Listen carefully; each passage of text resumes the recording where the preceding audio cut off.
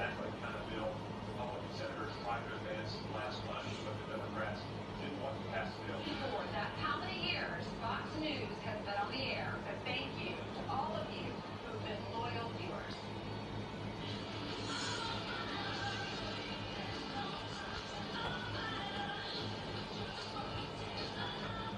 Yeah, that's Pat Benatar. She is all fired up, and she was up in our show many times, one of our first big rock and roll superstars. Yeah. And we're fired up because 27 days until the election, already 4 million people have voted. It shows that it's going to be record enthusiasm, perhaps. At least we're on target for that.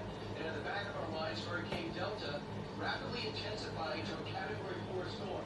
So there is so much going on as people in Louisiana brace for the worst, because they got to be ready for it, and throughout the Gulf Coast.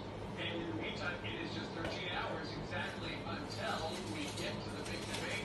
And I've got a prediction that this debate will be less interruptory than the last debate we saw on Fox News Channel.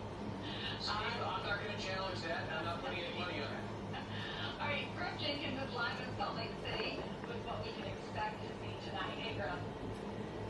Hey, it's Ingrid and Steve, and I'm not going to challenge Steve, but I will say that there's a chance it is certainly a fiery debate despite the plexiglass and the separation seated 12 feet apart, because the stakes perhaps have never been higher in a vice presidential debate in history, and this is the only one you're going to get with 27 days to go, with coronavirus certainly going to be front and center. The administration's handling of it, the president's own positive diagnosis that we spoke yesterday with the Trump 2020 communications director, Tim Murtaugh, and I asked him, how are you going to deflect the criticism coming from Senator Harris? He says that Vice President Pence will vigorously defend the president's response to the pandemic. Watch. Remember at the early going, when there were these projected shortages of equipment and things like ventilators, those shortages never occurred. The record that the president and vice president have in fighting the coronavirus is something that we will match up to with Joe Biden any day, because to this day, neither Joe Biden or anyone on his staff can ever point to anything and say that they would do one thing differently. Speaking of being fiery, don't forget that Senator Harris did very well in those primary debates. She has been behind doors, prepping with Mayor Pete Buttigieg playing as Pence since she got here last Friday. So we don't know exactly any of her lines of attacks, but on COVID, we might have gotten a preview from Joe Biden, who was on the campaign trail in Gettysburg yesterday and had this to say.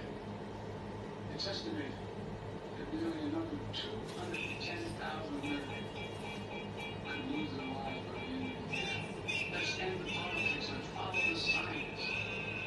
Wearing a mask is not a political statement.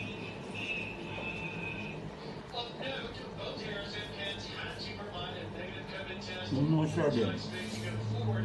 Now back to your issue-oriented debate, we may see more so than what we saw last week in Cleveland.